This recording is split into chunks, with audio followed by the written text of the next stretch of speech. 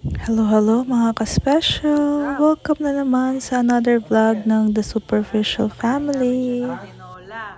Ang aking mga pamangkin at ang aking mama ay nagbakasyon sa amin ng 1 week. At napakain namin ang aming pamangkin ng sabaw ng tinola. Hello, Autumn Grace. Autumn, say hi. At ito naman ang aming pagka-cute-cute na bunsong pamangkin ko. Mabuti nga at nakapagbakasyon sila kahit wala ang kanilang mga magulang. Basta naandyan si mama, okay naman.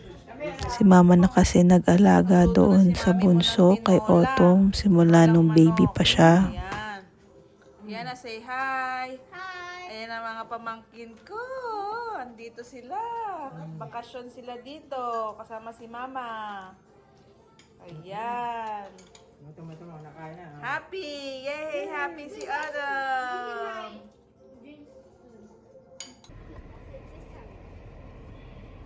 Gwapo naman nun. Ha? Ang gwapo.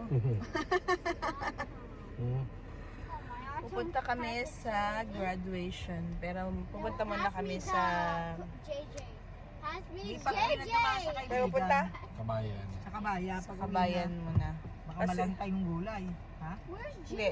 Kasi magkasarado ng maaga ang kabayan. Kaya pupunta muna kami doon. Samahan niyo kami. Ay, saan ito si Fire mo? Ito yung sasakyan ng kapatid ko. Yan, ipindot lang siya. Magdadrive ka. Tapos mag-reverse, ipindot. Ayan.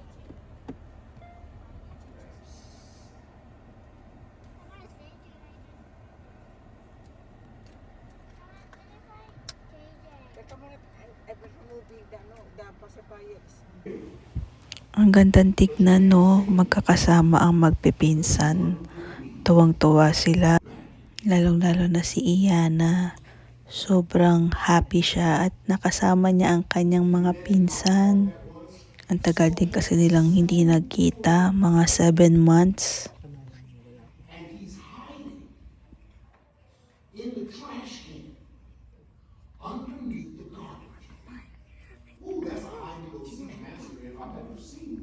Hello, Autumn Grace. Hello, what are you eating? Merienda. Oh, eating merienda na si Autumn. Eating merienda na no with grandma and tita.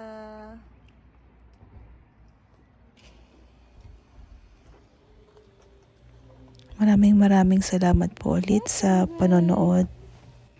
Kita-kits po ulit tayo sa next vlog. Huwag niyo pong kakalimutan mag-follow at mag-share. Salamat!